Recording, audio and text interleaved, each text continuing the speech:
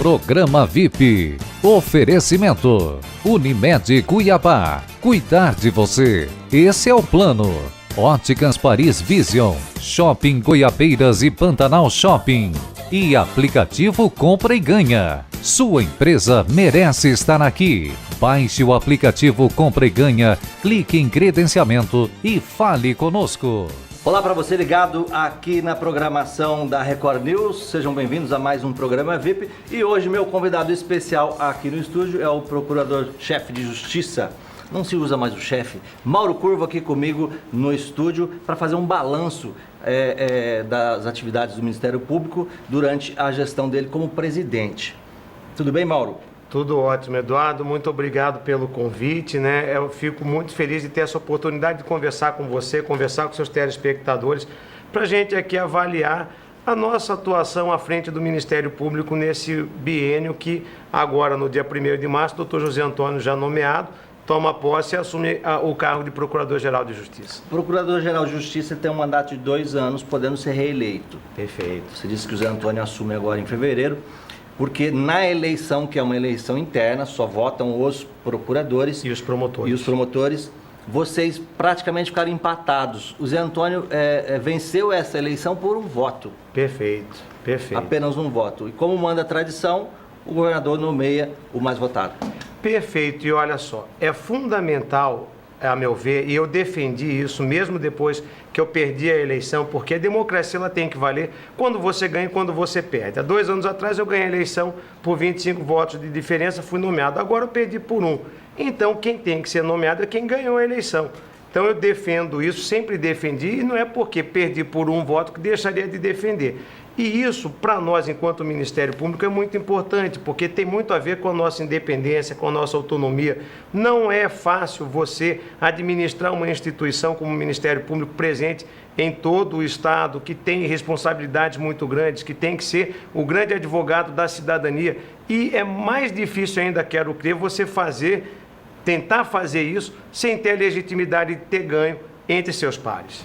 O Mauro Curvo, ele foi um gestor que ele não apenas se preocupou com a atividade fim do Ministério Público, né, Mauro? Mas também procurou desenvolver outros projetos. Inclusive, na primeira vez que você esteve aqui, quando você foi eleito, você falou para mim de um consórcio estadual para compra de medicamentos. Me lembro que era um projeto que você discutia com o ex e falecido secretário de Saúde do município de Cuiabá da gestão Mauro Mendes, perfeito. O Ari Júnior, né? Faleceu infelizmente muito jovem. E esse projeto, como é que ficou? Ele está engavetado, ele não deu sequência? Perfeito, Eduardo. Olha só, quando a gente assumiu o Ministério Público, o que nos levou a ganhar a eleição foi exatamente 2 propostas. Uma proposta de combate intransigente à corrupção e trabalhar também a área da saúde. Então, esse consórcio intermunicipal, pegando todos os municípios, para que todos os municípios, então, comprassem, através do consórcio, os medicamentos da farmácia básica, ganhando em economia de escala, fazendo com que o remédio chegasse a quem precisasse, num valor menor e evitando, então, a falta dessa medicação nos postos de saúde dos municípios do estado de Mato Grosso. Dentro desse contexto de atacar os problemas da saúde, é que esse consórcio se insere. E aí, é muito bem lembrado do doutor Ari Júnior. O doutor Ari Júnior foi um grande amigo que eu tive, um verdadeiro irmão, uma pessoa que se preocupava demais com as outras pessoas. E aí, juntos, a gente teve essa ideia de otimizar os recursos, de tirar a corrupção que muitas vezes, e infelizmente, acontece na aquisição desses medicamentos, de evitar a ação dos cartéis, que também acontece nessas aquisições, centralizando tudo isso através de um consórcio. O que aconteceu? Isso, desde o primeiro momento que eu assumi, no dia seguinte ao que eu assumi em 6 de março de 2017. No dia seguinte, eu já procurei a Associação Mato Grossense dos Municípios, no outro dia eu procurei o Tribunal de Contas do Estado, depois eu procurei a Assembleia Legislativa e depois procurei o Governo do Estado, mas assim, tudo na mesma semana, porque só o Ministério Público jamais conseguiria botar para funcionar um consórcio desse envolvendo 141 municípios do Estado. E aí eu encontrei um respaldo muito grande nos chefes daqueles órgãos que eu procurei, da AMM, do TCE, da Assembleia, do Governo do Estado, mas a gente conseguiu, então, em conjunto, a gente conseguiu montar o consórcio já está montado, ele já existe, já tem lei estadual que prevê a criação do consórcio, já tem leis municipais aprovadas em mais de 70 municípios que já se consorciaram. Um ano depois, em março de 2018, foi montado o consórcio tem uma diretoria, o presidente do consórcio é o prefeito Fábio Schroeder de Campo Verde, o consórcio tem um CNPJ, o consórcio tem uma sede, o consórcio tem uma conta corrente, mas o consórcio não funciona porque não tem dinheiro para contratar as pessoas necessárias para fazer o consórcio funcionar. Hoje a gente precisaria de, no mínimo, 2 milhões de reais para começar o funcionamento dele, porque a gente precisa pagar as pessoas que vão trabalhar para o consórcio. A gente precisa pagar farmacêutico, a gente precisa pagar pregoeiro para fazer o pregão eletrônico, a gente precisa pagar assessor jurídico, a gente tem que ter uma diretoria executiva. Então a gente já tem os nomes dessas pessoas, mas não se tem o dinheiro. Por que não se tem o dinheiro? Os municípios dizem assim, olha, eu não tenho como colaborar na criação e manutenção desse consórcio agora, porque eu tenho para receber do Estado de Mato Grosso X milhões de reais. Me parece que a dívida com os municípios na área da saúde é coisa de 250, 300 milhões de reais. Então os municípios não têm dinheiro para fazer um aporte inicial. E do outro lado, o governo do Estado também diz assim, olha, eu não tenho dinheiro para aportar nisso porque eu não estou conseguindo nem pagar o que eu já devo aos municípios atualmente na área da saúde. Então, dentro desse imbróglio, a gente vem há um ano trabalhando outras soluções. Outras duas soluções. Conseguir dinheiro através do combate à corrupção e conseguir dinheiro também junto à Assembleia.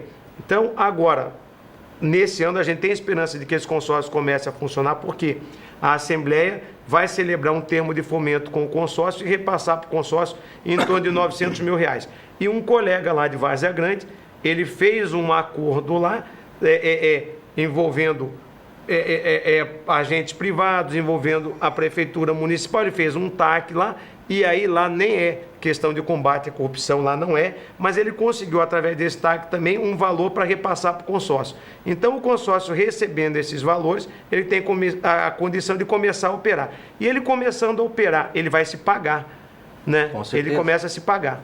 Com certeza, porque, para vocês terem uma ideia, um medicamento que custa, vamos supor, R$1, ele chega a ser pago lá na ponta por uma prefeitura a R$20, né, Mauro? Olha, tem muita diferença, Eduardo, tem muita diferença. E aí, é bom que a gente pode dar números precisos, né, para o nosso telespectador. Essa iniciativa de consorciar, de somar necessidades, somar recursos para fazer frente a algo que é um interesse comum de todos, isso já existe. A gente não está inventando a roda aqui, não. Isso já existe no Paraná, existe o consórcio Paraná Saúde, que atende 98% dos municípios do Paraná, e isso existe aqui em Mato Grosso, consórcio alto do Telespires ali, sediado em Sorriso. Esse da região de Sorriso, ele abarca 17 municípios. O menor deles, salvo engano, é Ipiranga do Norte. Ipiranga do Norte tem economia de até 60%, 70% em alguns medicamentos, no momento em que começou a comprar junto com a quantidade que Sorriso precisa, Lucas do Rio Verde precisa, Nova Mutum precisa e os outros municípios da região também precisam. Então, veja, se com 17 municípios o menor tem uma economia de 60%, de quanto não seria a economia média se a gente conseguisse colocar os 141 municípios do estado dentro desse consórcio e comprando em conjunto? Talvez nós seríamos aí, juntando a população inteira do estado, uma das maiores compras de medicamento dentro do Brasil. Isso atrairia laboratórios e despencaria o preço, porque o funcionamento desse consórcio, ele garante que quem vai vender para ele receba. E aí, Eduardo, a gente sabe, o empresário que está nos olhando aqui sabe, nos assistindo sabe, o comerciante sabe que o preço, um dos principais componentes do preço é a certeza ou não do recebimento.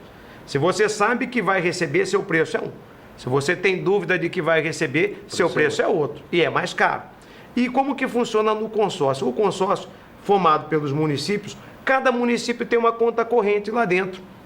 Então, cada município, na hora de fazer a aquisição de medicamento por via do consórcio, ele vai colocar o dinheiro na frente lá. Então, vem um município lá de Aripuanã, coloca 100 mil reais. naquela conta que ele tem dentro do consórcio. Ele vai poder adquirir R$100 mil de medicação que o consórcio fez a licitação para atender a necessidade do estado inteiro. Quer dizer, garantia de recebimento para quem fornece. Para quem fornece, porque isso é fundamental, porque senão o consórcio cai em descrédito. Espero que esse projeto tenha andamento. Era um sonho do Ari Júnior. O Ari Júnior, ele, após ser secretário de saúde de Cuiabá, ele entrou numa profunda depressão e até por não conseguir fazer... Nessa área de saúde, os gestores é como se enxugassem gelo, né, Mauro? Então, esse projeto ele queria levar para o Brasil todo, era um sonho dele. É verdade. Era o projeto da vida dele. É verdade. E morreu antes de que o projeto tivesse início. Tenho certeza que nós vamos ver esse consórcio ainda funcionando. Ele faleceu em maio. Quando ele faleceu em maio, o consórcio já havia sido criado em março, mas funcionar não funcionou até hoje, né? E aí, veja, é um sonho dele, um sonho meu. Só que o meu sonho era só ver isso funcionando, eu já ficarei muito feliz, né? Isso funcionando em Mato Grosso. E o Ari já tinha uma visão que ele, olha, a gente pode fazer isso pegando 141 municípios com os problemas que existem no estado de Mato Grosso, pode ser um case para a gente levar para o Brasil inteiro. Ele estava trabalhando isso lá em São Paulo.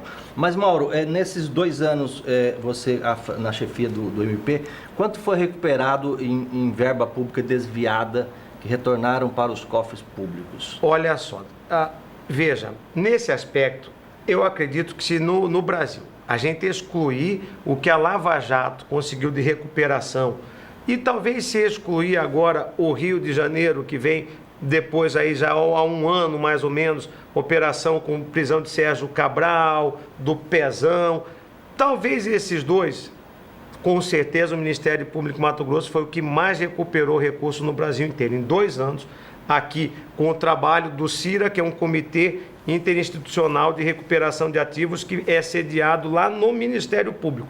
Fica lá na sede das promotorias da capital, a gente dá toda a estrutura para ele, mas a gente não é sozinho nele.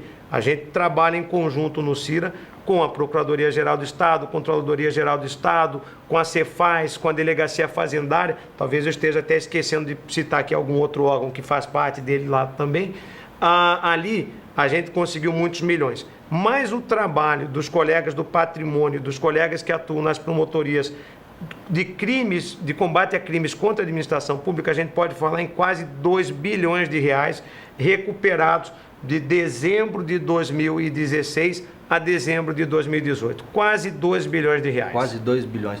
Qual é a projeto? Porque o dinheiro que vocês conseguem recuperar é o que basicamente se consegue provar. Perfeito. Que foi desviado nas operações. Quantificar, né? É o que a gente consegue quantificar. Mas nós sabemos que se vocês conseguiram recuperar R$2 bilhões, o desvio de verba pública deve ter sido maior, muito maior. Vocês têm previsão de quanto maior isso? Não temos, porque é aí que vem. Aquilo que a gente consegue... Suspeita? Pois é, suspeitar, aí é aquela coisa, um pode suspeitar mais, outro suspeitar menos, é complicado porque você cai no campo da especulação. Mas a gente imagina que se a gente conseguir recuperar 2, o prejuízo foi maior do que 2. Né? E aí, o que eu quero te falar? Que exatamente por esse estado de coisas, de você não ter que ficar correndo atrás do leite derramado, não querer enxugar gelo, que a gente tem que trabalhar na prevenção. Então, apesar da gente ter tido um sucesso muito grande, eu digo um sucesso muito grande porque para Mato Grosso, R$2 bilhões recuperados em dinheiro, eu não estou falando em bens, estou falando de dinheiro que entrou na fonte 100 do Estado. Dinheiro. R$2 bilhões em 2 anos é muito dinheiro. Só para o telespectador nosso ter ideia, nesse período de R$2 bilhões, a gente não recebeu em repasse do Estado para manter o Ministério Público inteirinho nesses 2 anos, a gente não recebeu nos 2 anos 750 milhões. Então, se for olhar só sob o prisma de quanto custa e quanto trouxe de volta, a gente trouxe mais de R$1 bilhão para o Estado nesses 2 anos. Isso só estou falando da recuperação de dinheiro, não estou falando em ações nossas, de uma série de outras ações nossas que nós estamos também, eu tenho a honra de entregar ao Ministério Público, sair porque perdi a eleição, sair porque Deus assim entendeu, porque os colegas entenderam que o Dr. Zé Antônio seria o melhor nome para ficar à frente da nossa instituição nos próximos 2 anos. Fazendo uma parte aí da questão de você ter perdido a eleição por um voto, vocês fazem uma campanha interna. Isso. É como se fosse uma campanha política para governador. É uma campanha política. É uma campanha política. E aí vem as promessas. Qual foi a base das suas promessas e qual foram as bases das promessas do Zé Antônio?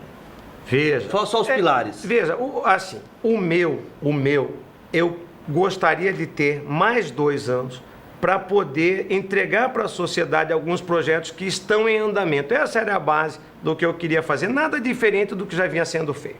Era continuar o que vinha sendo feito e chegar ao final de 2 anos e de repente a gente voltar aqui, se fosse o caso, daqui a 2 anos e dizer assim, olha, o consórcio está funcionando, gerou uma economia de tanto, as pessoas... Agora, melhor do que a economia, mais importante do que a economia, é fazer o remédio chegar em quem está precisando. Porque quando o remédio chega, a pessoa não sofre desnecessariamente, não tem dor, não tem agravado o seu problema de saúde. Esse é o mais importante. Não é só o aspecto financeiro. Agora, com o consórcio você conseguiria fazer mais com menos. Isso é importante. Eu conheço vários colegas seus, do Zé Antônio, que votaram nessa eleição. E a gente especula um pouquinho e a gente acaba ouvindo coisas, né, Mauro? E eu sei que a base da campanha do Zé Antônio foi prometendo melhoria para os colegas. Melhorias principalmente em termos de remuneração. Né? Ele acho que pregou muito durante essa campanha interna de vocês que a remuneração dos profissionais pode ser melhor. É possível isso? Olha, aí nós vamos saber se é possível nos próximos 2 anos, né? Aí nós vamos ter a resposta. Daqui a 2 anos a gente vai saber se é possível ou não é possível, né? Mas assim, voltando, eu posso falar do que eu queria fazer. Era essa questão do consórcio, uma questão que envolve inteligência artificial para prevenir desvio de recurso público. Prevenir o desvio de recurso público, né? Porque fica... Falta ferramenta para o Ministério Público atuar? Olha, a gente precisa de mais. Olha, a gente precisa investir em mais tecnologia, a gente precisa de mais estrutura mesmo. Olha, ontem eu estive visitando... Desses 2 bilhões... que o MP conseguiu botar dentro dos cofres públicos, de dinheiro desviado, algum percentual vem para o MP? Não. Zero? Não. O que acaba vindo é que esse dinheiro ele entra na fonte 100 do Estado e é daí que sai dinheiro para pagar nosso salário, mas indiretamente, nosso custeio, nossos investimentos, mas não há um vínculo direto, uma vinculação direta entre, olha, recuperou 100, fica com 1, com 2 ou com 3. Não há essa vinculação direta entre o que se recupera e o que a gente tem. E, por exemplo, esse pode ser um caminho. A gente conseguir, agora com a nova legislatura que está assumindo no dia 1º de fevereiro, conseguir com o novo governo do Estado que assumiu agora em janeiro, conseguir uma lei, né, que institua um fundo onde um percentual dessa recuperação nos seja entregue para que a gente faça investimento. Isso pode até ser amarrado, esse investimento em quê? Em combate e prevenção de desvio de recurso público. Dá para fazer algo nesse sentido, né? Falta um pouquinho só de vontade política para isso. Mas acredito que a equipe do governo Mauro Mendes, se você der esse toque para eles lá, eles vão pensar com carinho nesse projeto, porque o trabalho do MP aqui em Mato Grosso e em vários estados do Brasil, vocês tiveram como comprovar aí o tanto de dinheiro que é roubado dos cofres públicos nesse país. Esse país é rico, esse país não era para estar na situação que está, só estamos nessa situação devido aos desvios, aos desmandos, os gestores que eu aí concordo, denunciados fizeram como se fosse deles. Infelizmente ainda existe uma cultura de se apropriar do público como se fosse do privado. Então, assim... Você me disse, isso veio na minha mente agora, Mauro, a história do dinheiro do paletó. Inclusive o nosso prefeito botando dinheiro no paletó lá dentro do gabinete, do chefe do gabinete do Silval Barbosa, não só ele, mas vários outros deputados. O que virou isso? Olha, isso aí, na época, enquanto ainda o processo estava em Brasília, houve um pedido da Procuradora-Geral da República ou do Procurador-Geral da República, Dr. Rodrigo Janot, não sei se foi Dr. Rodrigo Janot ou doutora Raquel Dodge, mas houve um pedido de afastamento dele do cargo que foi negado. Aqui em Mato Grosso, aqui em Cuiabá, nós também fizemos um outro pedido de afastamento dele do cargo por conta dessa situação que também foi negado. Mas esse pedido nosso foi no bojo de uma ação que ele vem respondendo, acredito eu, por conta disso. Eu não conheço detalhes desse processo porque eu não atuo nesse processo. Mas todos os envolvidos naquele vídeo vão responder processo? Todos já estão processados, isso eu tenho certeza, porque isso eu conversei com os colegas e vi através da imprensa, mas o que eu não conheço são detalhes do processo. Vamos inverter a situação, Mauro. Existe aí uma história, criar inclusive uma CPI das cartas de créditos recebidas pelos membros do Ministério Público. Verdade. Qual é a acusação? Pois é, essa é uma situação bastante interessante, porque essa é uma CPI que trata de um tema que já foi objeto de apuração por todos os órgãos de controle que temos em Mato Grosso e no Brasil. Já apurou essa situação o TCE aqui, no ano em que foram emitidas essas cartas de crédito, não viu nada de irregular. Posteriormente, eles fizeram uma apuração específica sobre isso.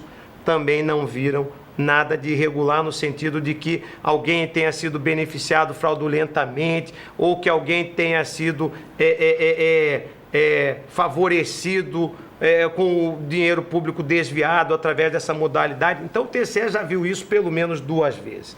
E também já viu isso o Conselho Nacional do Ministério Público, que já recebeu essa documentação também. Isso já foi arquivado no Conselho Nacional do Ministério Público. Agora, ainda assim, existe uma CPI há alguns anos já, porque quando eu assumi, a CPI já existia. É uma CPI que está parada também, que não se ouve mais falar dela. A gente não sabe se está parada, se não está parada, porque há um tempo atrás, eu até fui junto com o doutor Paulo Prado lá, que ele foi convocado para ser ouvido. E nesse dia que ele foi convocado para ser ouvido, a esperança nossa era entender qual é a acusação e ter uma resposta para essa pergunta que você me fez agora. Falou, qual é a acusação? Nesse dia a gente achou que ia saber qual é a acusação. Aí o doutor Paulo Prado esteve lá para ser ouvido, mas acabou não sendo ouvido, acabou sendo dispensado pela CPI lá naquele dia, então nós continuamos assim, sem saber qual é a acusação, qual é o problema, do que nós estamos sendo acusados, qual é exatamente o objeto da investigação. O que eu sei é o seguinte, aquilo que eu te digo, tudo já foi visto pelos órgãos de controle, já se viu que não tem nada de irregular. Agora, se você me perguntar como é que isso vai terminar, eu vou te responder com toda a franqueza. Não tenho a menor ideia. Por que eu não tenho a menor ideia? Porque nós estamos no Brasil. Como nós estamos no Brasil, eu me recordo e chamo a atenção do telespectador porque aconteceu não há muito tempo atrás uma CPI no Congresso Nacional que pediu a prisão de Dr. Rodrigo Janot. A conclusão da CPI que teve lá foi pedir a prisão do Rodrigo Janot, que era o Procurador-Geral da República responsável por dar a sustentação necessária e institucional à Operação Lava Jato. Então, quem combatia a corrupção teve a prisão pedida. Se isso já aconteceu uma vez, e aqui em Mato Grosso nós temos aí muitos parlamentares que, infelizmente, já teve até parlamentar que foi preso nessa legislatura por ação que a gente tomou. Tem outros que estão, muitos outros processados. Houve busca e apreensão na Assembleia, pedido de afastamento de cargo. Essas pessoas estão lá, estão trabalhando. O que pode sair daí, eu não sei, porque, infelizmente, existem situações no Brasil onde praticamente, me perdoe a expressão, mas o poste urina no cachorro. E a gente não sabe o que sai de uma CPI dessa. Pode chegar à conclusão que os outros órgãos já chegaram, ou nada. Pizza, isso foi apenas, na minha opinião, um joguinho político para tentar intimidar um pouco o Ministério Público, que tem como função fazer investigação, buscar levantar provas para que dinheiro público e a corrupção seja desvendada, né, irmão? Pois é, mas se era esse o objetivo, não foi atingido, né? Porque nesses últimos 2 anos nós fizemos várias operações envolvendo deputados, fizemos várias operações envolvendo secretários de Estado, né? Houve prisão de secretários de Estado, houve operações de combate à corrupção na educação, de combate à corrupção no Detran, houve operação também de combate à corrupção na área da saúde. Então, assim, se era esse o objetivo, não funcionou. Aí, vamos aguardar para ver o que vai acontecer ou se nada vai acontecer nessa situação aí. Mauro, outro episódio aí que ficou muito difundido na mídia foi a questão dos grampos. Perfeito. Dos grampos. Como está esse processo? Olha só, essa situação é o seguinte. Posso estar enganado, porque eu saí disso no determinado momento em que apareceu como envolvido, suspeito, o Dr. Paulo Taques, com quem eu tenho amizade de muitos anos. Então, no que ele apareceu, eu saí dessa apuração e deixei de trabalhar nesse processo. Por que eu saí? Porque aquela situação, se eu entendo que ele não tem responsabilidade e promovo um arquivamento, eu acabo expondo a instituição, porque vão dizer que eu fiz isso por conta da amizade que eu tenho com ele. Então fica ruim para a instituição. Se eu entendo que ele tem alguma coisa e tomo providência contra ele, a gente acaba perdendo a amizade que a gente tem de muitos anos. Então, a lei, sabiamente, prevê que nessas situações você não tem a obrigação de tomar providência. Saia do processo, deixe que o outro adote as providências. Foi o que eu fiz. Declarei minha suspeição e saí do processo. Mas, ao que eu tenho conhecimento até hoje, a única denúncia que existe nesse processo é minha. Eu que ofereci a denúncia contra os militares pela prática dos crimes propriamente militares. Por quê? Vamos rapidamente explicar para o telespectador. Existiam vários crimes que foram praticados pelos militares para poder fazer essa arapongagem, para poder fazer essa interceptação ilegal.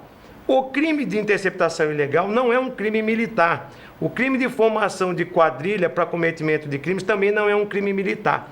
E nesses crimes que não são militares, desde o início, houve a notícia de possível envolvimento do ex-governador Pedro Taques. No que houve a notícia de possível envolvimento dele, então não cabe ao Estado de Mato Grosso, não cabe ao Ministério Público do Estado, não cabe ao Tribunal de Justiça, não cabe à Justiça Estadual fazer essa apuração. Foi para a esfera federal. Isso tem que ser remetido ao Superior Tribunal de Justiça e quem tem que fazer essa apuração é a Procuradoria-Geral da República por envolver um governador no exercício do cargo. Então, o que eu fiz? Ofereci a denúncia contra os militares, pelos crimes propriamente militares. Esse processo andou. Esse processo está andando, salvo engano, já está chegando até em prolação de sentença, tá? Pelo que eu acompanhei posteriormente pela imprensa. E, em relação aos outros crimes, o que aconteceu? O ministro Mauro Campbell, do Superior Tribunal de Justiça, determinou que fosse tudo levado para lá, que é exatamente aquilo que eu dizia no início de tudo. E ainda tinha receio no início de tudo que pudessem algumas apurações que estavam sendo feitas aqui serem anuladas. E agora que o táxi não tem mais o foro proibido? Agora, como ele não tem mais foro, do jeito que está lá no STJ, eles vão remeter para cá. E isso deve correr em primeiro grau, porque agora ninguém mais dos envolvidos, salvo engano, ninguém mais dos envolvidos tem foro por prerrogativa de função. Ah, certo. Qual foi o principal trabalho na sua gestão, Mauro? Você pode classificar para a gente aqui? Olha, isso aí eu falo sem dúvida. Foi um trabalho que a gente fez para tentar melhorar a situação na saúde pública do Estado. Sabe, isso aí a gente fez. Talvez eu tenha falhado, talvez não, falhei e muito na divulgação desse trabalho, tanto internamente quanto para a sociedade, porque eu entendo, como continuo entendendo, que o que tem que aparecer é o trabalho e não a pessoa. Eu entendo que se eu tivesse divulgado isso pouco ou muito, eu estaria me aproveitando do cargo para fazer promoção pessoal. Então, eu fiz o oposto do que a gente vê normalmente. Eu procurei não aparecer, procurei fazer o trabalho sem aparecer. E, de certa forma, o trabalho deu certo, como também eu não apareci. Fugir da imprensa, né? Para não vou dizer assim, fugir da imprensa, mas é que eu entendo que aquilo que você faz com recurso público, aquilo que você faz no exercício de seu cargo, que você é remunerado para isso, você não deve tirar proveito pessoal para ficar aparecendo como uma pessoa importante. Não, eu acho que promoção pessoal tem que ser evitada a todo custo. Mas eu sei de uma atitude tomada por você que gerou dinheiro para principalmente os filantrópicos, os hospitais filantrópicos, que pouca gente sabe. Mas eu quero que você conte essa história logo após o nosso intervalo comercial. Fique com a gente, até já. Muito bem, estamos de volta com o VIP. Hoje recebendo aqui no estúdio o Procurador-Geral de Justiça, Mauro Curvo. Mauro, no bloco anterior eu deixei uma fala aqui para o nosso telespectador, de que você contribuiu muito, principalmente para os hospitais filantrópicos. E é verdade, Eduardo. O que você fez que pouca gente sabe? Olha só, talvez o mais importante, além de algumas outras ações, talvez o mais importante tenha sido a seguinte: eu era sempre procurado pelo Dr. Presa da Santa Casa, pelo Dr. Marcelo Sandrin, que é o presidente da Associação dos Hospitais Filantrópicos, eu era procurado sempre, como eu brincava com eles, como bombeiro, para ajudar a apagar incêndio, porque me procuravam numa quarta-feira de uma semana, numa quinta-feira, e diziam assim: doutor Mauro, se a gente não encontrar a solução, segunda-feira para o atendimento. Então eu era procurado nessas condições. E aí, conversando e procurando saber então qual a causa do problema, a gente sabe que a causa do problema que os filantrópicos enfrentam é a falta de recurso. Essa falta de recurso vem do fato de que a tabela do SUS ela é muito defasada, existem procedimentos que os hospitais pagam para fazer, ou seja, o hospital filantrópico, ele paga para poder atender a pessoa que o procura, isso é fato. Paga para trabalhar. Paga para trabalhar. O SUS paga... Isso piada. É número, é fato, e número não mente, número é uma maravilha porque número não mente, você vê isso com toda a clareza. E aí então eu dizia para eles: olha, então só tem um jeito, nós precisamos trabalhar o aumento do recurso de vocês e melhorar a gestão para poder também conseguir diminuir alguns custos. Temos que trabalhar nas duas maneiras. E ao trabalhar nas duas maneiras, o que ocorreu?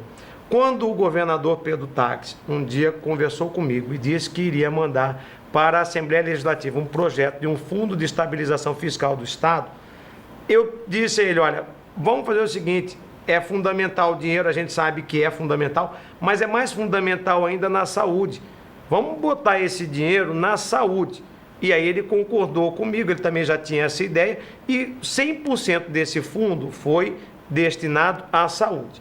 Mas aí eu não parei isso, eu conversei com ele. Simultaneamente, em paralelo, quando eu soube que a intenção era levar esse dinheiro para a saúde, eu procurei os filantrópicos, nós nos reunimos, nós montamos uma emenda para que então a gente levasse à Assembleia. A Assembleia nos atendeu muitíssimo bem e aprovaram essa emenda que a gente fez em conjunto com os filantrópicos, para que os filantrópicos tivessem um percentual desse recurso novo que ia então ser destinado à saúde do Estado de Mato Grosso. É uma verba automática. E isso hoje representa para eles, muitas vezes, alguns meses, 550 mil, 600 mil por mês, 650 mil para cada um dos hospitais filantrópicos do Estado de Mato Grosso. Isso, então, foi fundamental para que eles pudessem se manter funcionando. De porta aberta. De porta aberta, atendendo quem mais está precisando. Agora, não é a solução definitiva, mas eu conversava com eles e a partir daí a gente continua sempre conversando e eles dizem que de dinheiro novo que chegou para eles desde a instituição do SUS, esse seria o único dinheiro que tivesse chegado sem a contrapartida de ter que aumentar serviço. Esse aí teria sido o único valor nesses anos todos de instituição do SUS que chegou sem contrapartida de aumentar serviço. Mauro, o que significa para o MP? Qual a previsão que vocês têm de melhoria com a ida do Sérgio Moro para Brasília como ministro e levando junto com ele vários membros do Ministério Público? Veja, a gente tem esperança de que o trabalho de enfrentamento à corrupção ele seja feito mesmo como prioridade nesse país. Porque olha só, eu concordo contigo quando você diz que a corrupção é o principal problema a ser enfrentado no nosso país. Eu não tenho dúvida. Agora, junto com ele também vem a má gestão. Além da corrupção, a má gestão também ela é muito danosa e nociva à sociedade.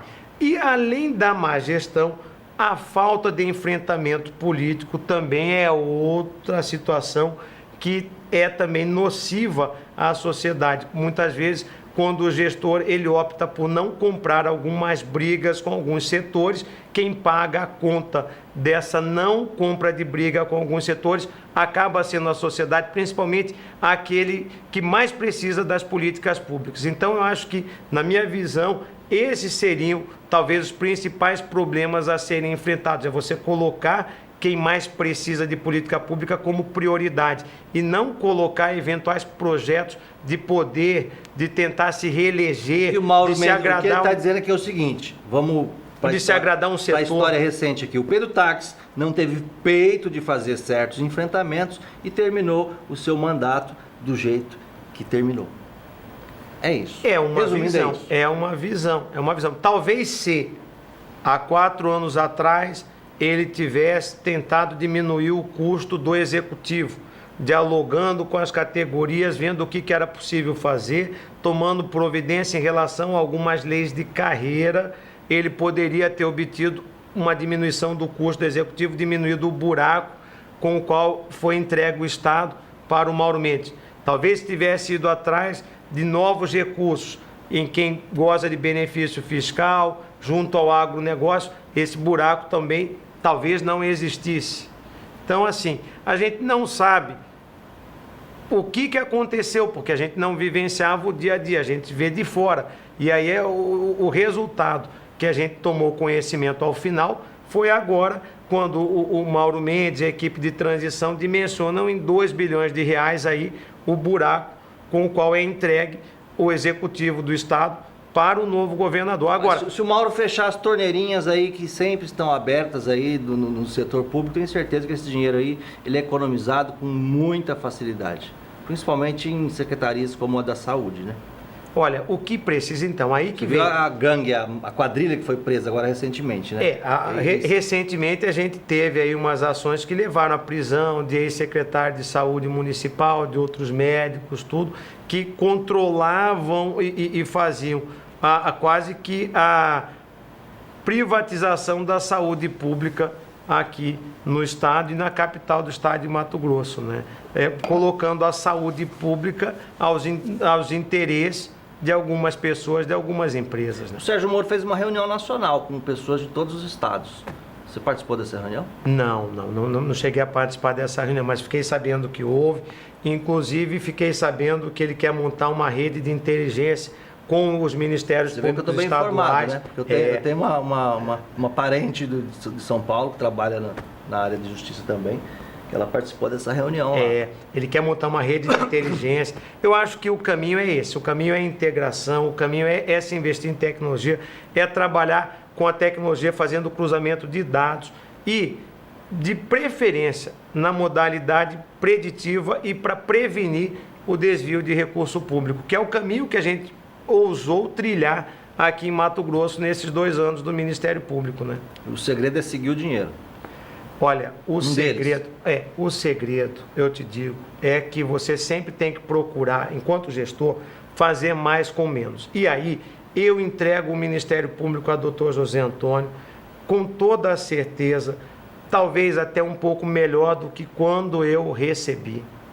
Entrego o Ministério Público tendo minhas contas sido aprovadas pelo TCE em 2017, sem nenhum apontamento, com a conselheira fazendo grafar no voto dela de que a nossa gestão ela foi modelo para qualquer gestor de recurso público. Se não foram essas as palavras, é essa mensagem que ficou do voto dela. E isso porque a gente sempre procurou fazer mais com menos, investindo em tecnologia e fazendo diferente, né? Porque você fazer a mesma coisa não vai te levar a resultados diferentes do que aquele que você já vem obtendo.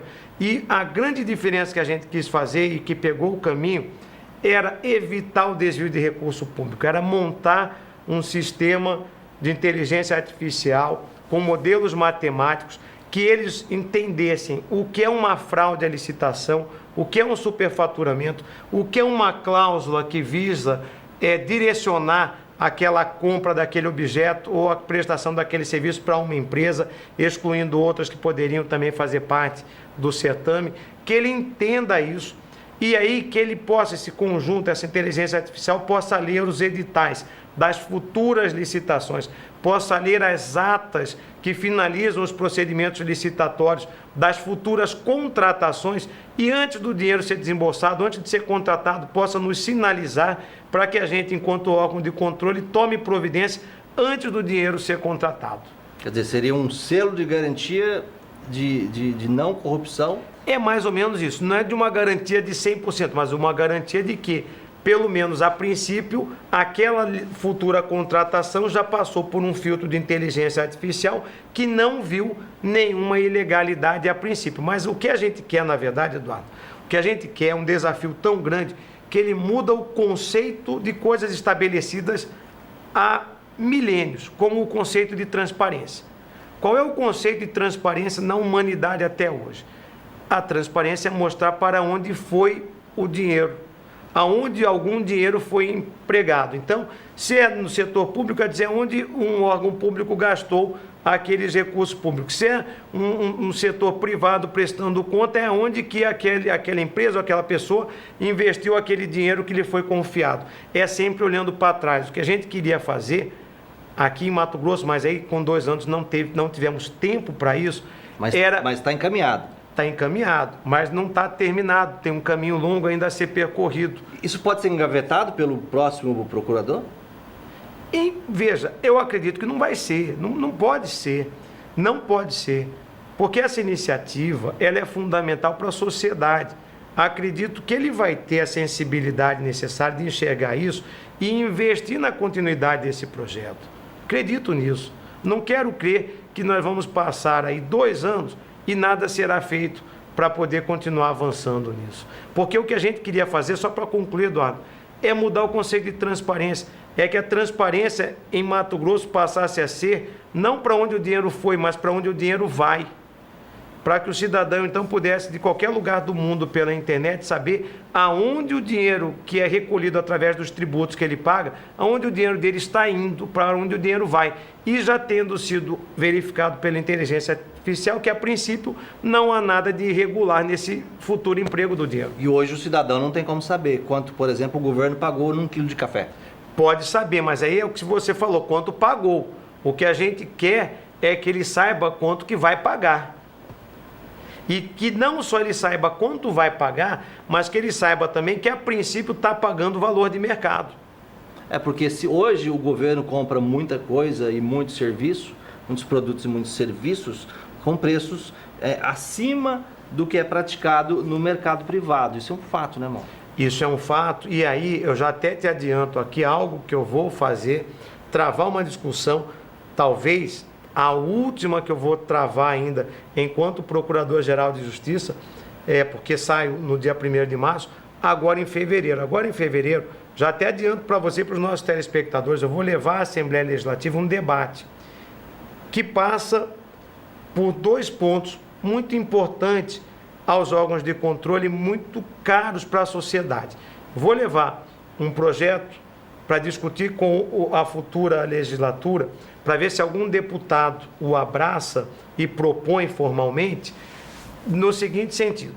Primeiro, a gente precisa fazer com que todas as notas fiscais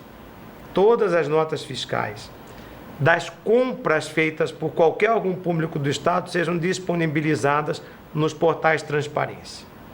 Para que então a gente saiba exatamente isso, quanto custou 1 quilo de café na Prefeitura de Cuiabá, na Prefeitura de Livramento, na Prefeitura de Aripuanã. Isso a gente precisa fazer, mas não pode parar aí. Porque aí vem os porquês, né? Por que em Cuiabá pagou-se R$10 e lá pagou-se 30? É isso, mas a gente precisa fazer o seguinte, não pode parar aí. Não podemos só saber quanto que o poder público pagou. É importante aos órgãos de controle que ele saiba também, o TCE saiba, que o Ministério Público do Estado saiba, independentemente da existência de um procedimento de apuração específico, mas que a gente tenha acesso livre e pleno às notas fiscais de todas as operações de qualquer empresa que venda para o setor público dentro do Estado de Mato Grosso. Porque aí a gente tem condição de comparar e saber se o que está vendendo para o poder público é o mesmo valor que é cobrado do particular. Então a gente precisa de 2 informações. Aí a casa vai cair, porque não é assim isso que acontece, Mauro. Não é isso que acontece. Infelizmente o Brasil tem a cultura do que o que é público não é de ninguém. Mas nós precisamos fazer um trabalho onde a gente muda essa cultura. E cultura é mudada no dia a dia. Você muda uma cultura pela repetição, você muda uma cultura pela prática. Se a gente conseguir acesso a todas as notas fiscais de todas as operações, de todas as empresas que trabalham com o setor público, a gente pode começar a mostrar para a sociedade essas distorções. Agora, e aí saber por que estão acontecendo. Isso também é culpa do próprio governo. Mas é o que eu ia falar. Os atrasos em pagamento encarecem o preço. Vou dizer para você, eu tenho um programa de televisão independente aqui, o governo do estado, Pedro Táxi, investiu em mídia aqui no meu programa, nós temos em torno de R$50 mil para receber, desde 2017, emitimos nota fiscal em 2017, pagamos impostos sobre essas notas fiscais e não recebemos até hoje. E o governo não tem nenhuma penalidade. É verdade. Agora eu vou te dar um dado como a penalidade vem do contrário. Eu sou comerciante também. Esses dias atrasei um boleto de um ICMS. 10 dias. Sabe quanto que eu paguei a mais por 10 dias de atraso no ICMS? 18%. Então nós somos penalizados. Não é uma via de mão dupla. O governo não tem penalidade. Pois é, mas então talvez por isso é que todas as empresas que vão fornecer o governo entram para fornecer com o pé atrás. É verdade, é o que eu falei lá no início. Por que eu confio que esse consórcio vai dar certo? O Intermunicipal de Saúde para o dinheiro está garantido. Porque o dinheiro vai na frente. Então a certeza do recebimento traz o preço para baixo. A incerteza joga o preço para cima. E aí, agora, isso é normal. É lei de mercado. É como as coisas funcionam. Não deviam ser assim. Mas é como as coisas funcionam. Agora, isso justifica, de repente, uma diferença pequena. Agora, se eu consigo provar, vendo que a empresa vende por 1 para o particular e por 10 para o setor público, aí é caso de cadeia. Aí não é a incerteza do recebimento que vai fazer sair de 1 para 10. Então é isso que a gente precisa. Agora, é o que eu te digo, cultura se muda com prática. Eu tomei conhecimento uma vez, lendo um artigo, achei uma coisa interessantíssima, algo que aconteceu em Juiz de Fora. Juiz de Fora, havia uma praça, num lugar lá central, que ela era ponto de ônibus e dali, quase que uma espécie assim, de um ponto, que dali distribuía ônibus para todos os lugares da cidade. Aquela praça era assim, um formigueiro de gente esperando o ônibus. O que a prefeitura lá fez? Instalou umas barras para transformar a espera numa espera organizada e em fila para se embarcar no coletivo. No início, as pessoas não se importavam para a barra, continuavam se aglomerando além e fora das barras. Mas algumas pessoas, só de verem a barra lá, começaram a ir para a fila. Num segundo momento, poucos dias depois, a esmagadora maioria das pessoas estava na fila. Num terceiro momento, quem estava na fila cobrava que quem queria ficar fora da barra entrasse na fila. E a coisa foi andando bem. Mas como se tratava de um experimento, em determinado momento, tiraram as barras. Quando tiraram as barras, por um certo tempo, alguns ainda permaneciam enfileirados, como se as barras lá estivessem. Mas outros já iam furando aquela fila e entrando no coletivo. E com muito pouco tempo, ninguém mais ficava em fila.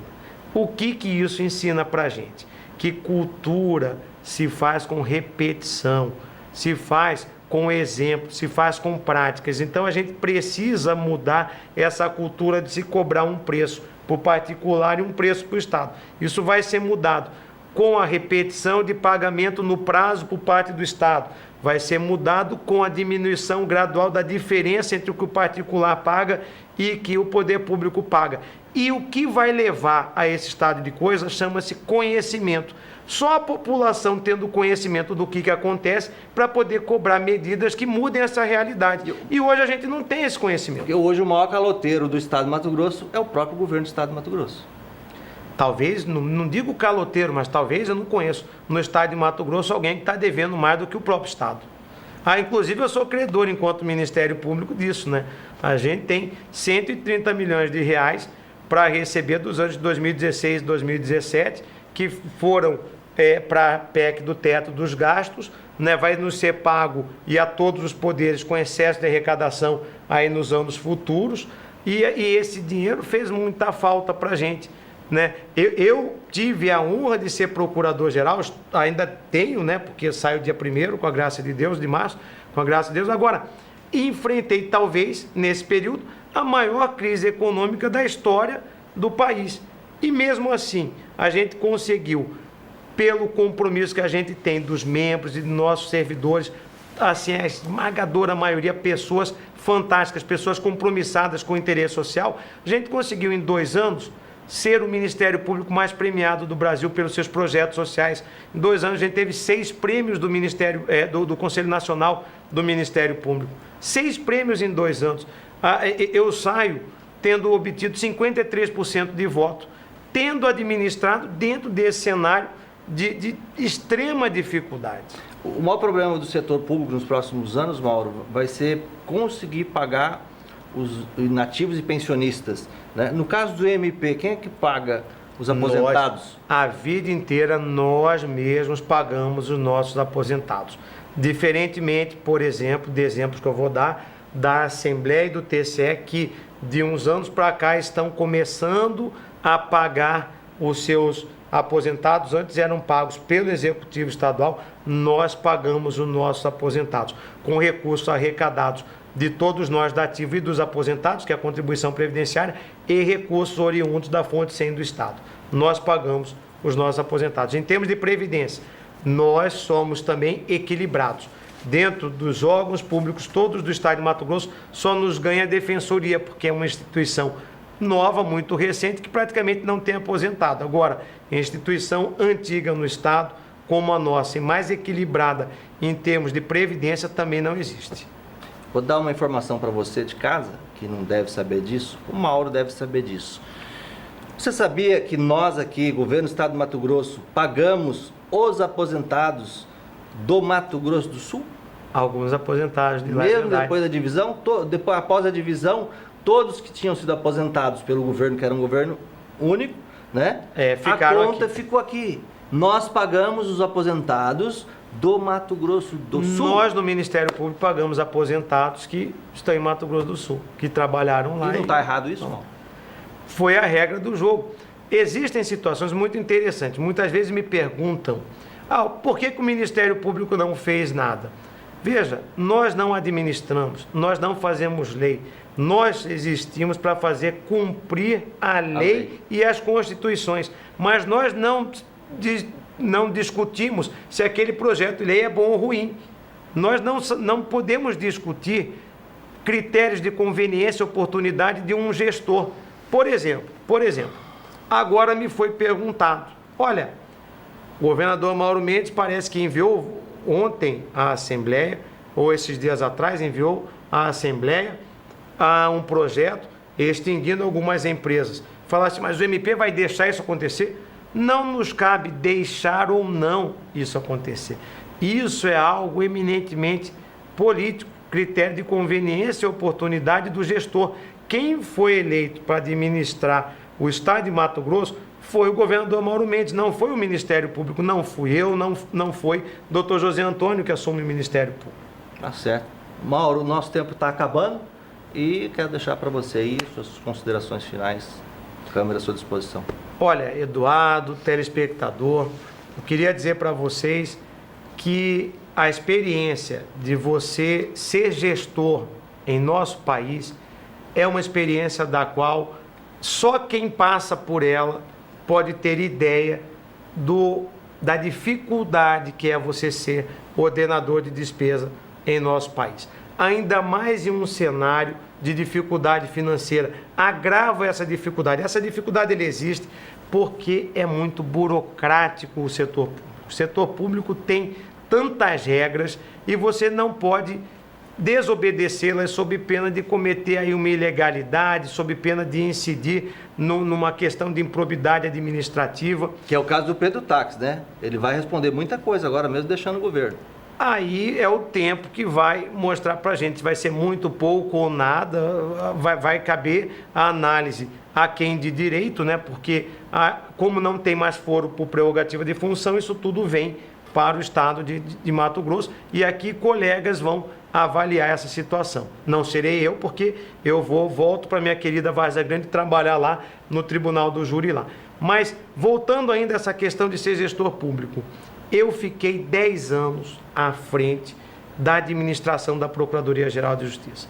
E nesses 10 anos eu tenho, assim, a honra e o orgulho de sair sem nunca ter sofrido uma multa por qualquer coisa lá no Tribunal de Contas do Estado. 10 anos gerenciando recurso público, 10 anos sem ter uma multa. E veja, a multa não é porque desviou dinheiro, se apropriou, botou no bolso, qualquer coisa da multa. E a gente conseguiu, durante 10 anos, administrar o Ministério Público de Mato Grosso. E agora eu volto para minha querida Várzea Grande, de onde saí para ficar 2 anos fora e fiquei 10, porque a gente não conhece o dia de amanhã.